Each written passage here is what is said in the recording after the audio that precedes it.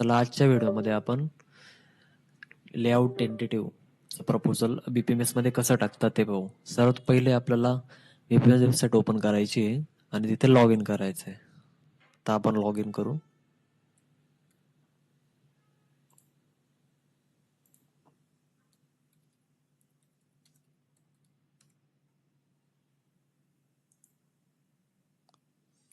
त्यानंतर एक interface open होईल. तो इंटरफेस ओपन झाल्यानंतर लेफ्ट साइडला टीपी क्लायंट म्हणजे टीपी क्लायंट प्रोजेक्ट वर तुम्हाला क्लिक करायचं आहे. त्यानंतर तुम्हाला न्यू प्रोजेक्ट म्हणून ऑप्शन दिसेल तर त्यावर तुम्हाला क्लिक करायचं आहे. त्यानंतर एक इंटरफेस ओपन होईल प्रोजेक्ट डिटेल्स म्हणून.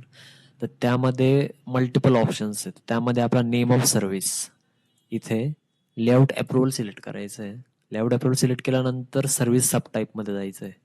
तर त्याच्यामध्ये मल्टिपल ऑप्शन दिसतील.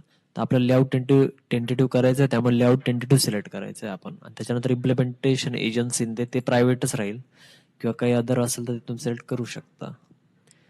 त्याच्यानंतर प्रोजेक्ट नेम टाकायचं आहे तुम्हाला.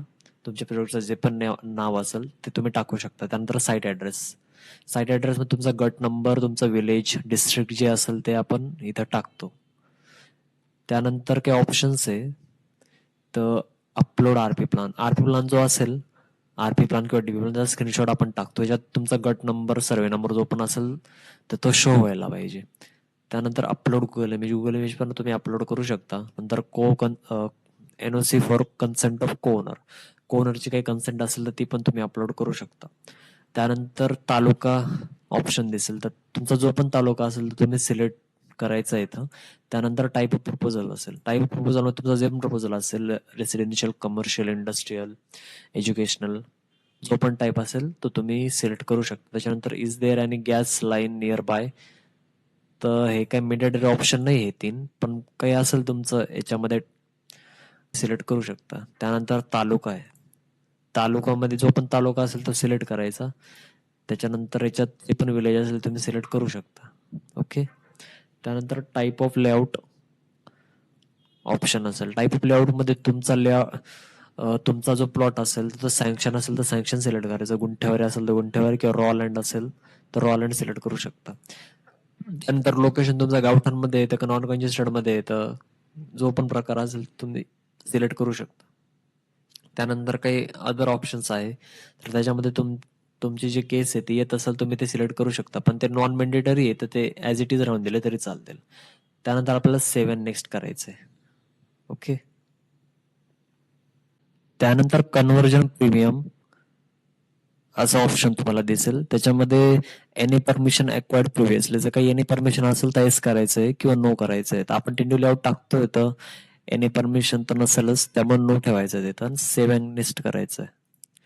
सेव्ह अँड नेक्स्ट केल्यानंतर एक लास्ट टॅब ओपन होईल, लँड डिटेल म्हणून. त्याच्यामध्ये जी झोन आहे तर तुमचा जो पण झोन असेल तो तुम्ही सिलेक्ट करू शकता. त्यानंतर टिक्का नंबर, सर्वे नंबर जो पण असेल तो इथं फिल करायचा आहे. त्यानंतर विलेज जे असेल ते तुमचं असेल ते टाकायचं आहे. तर type of land. Type of लँडमध्ये तुमचं रॉ आहे, रॉ लँड आहे का सँक्शन आहे का गुंठ्यावर आहे, जी लँड असेल ते सिलेक्ट करायचे. त्याच्यानंतर area as per physical survey as on site. तुमचा जो पण एरिया असेल साईट प्रमाणे तो इथे टाकायचा आहे. रेव्हेन्यू रेकॉर्ड म्हणजे ॲज पर सातबारा जो एरिया असेल तो टाकायचा आहे. आणि सीटीएस मॅप म्हणजे तुमचा जो भूज नकाशा आहे त्याप्रमाणे जो एरिया असेल तो तुम्ही इथं टाकायचा आहे. त्यानंतर आयजीआर असं ऑप्शन असेल, आयजीआर किंवा मॅन्युअल, तुम्ही दोघांपैकी एक सिलेक्ट करू शकता, पण आपण आयजीआर घेऊ. त्यानंतर ते तालुका सिलेक्ट करायचा आहे. तालुका सिलेक्ट केल्यानंतर विलेज नंतर तुम्हाला आर आर रेट येईल. एक मिनिट करून पाहू आपण. दिंडोरी. मग सर्वे नंबर सिलेक्ट करायचा जो पण असेल तो सिलेक्ट केल्यानंतर तुमचा इथं आर आर रेट येईल. तुम्ही एएसआर वेबसाईटवर पाहू शकता तुमचा काय सर्वे नंबर आहे, त्याप्रमाणे तुम्ही सिलेक्ट करू शकता.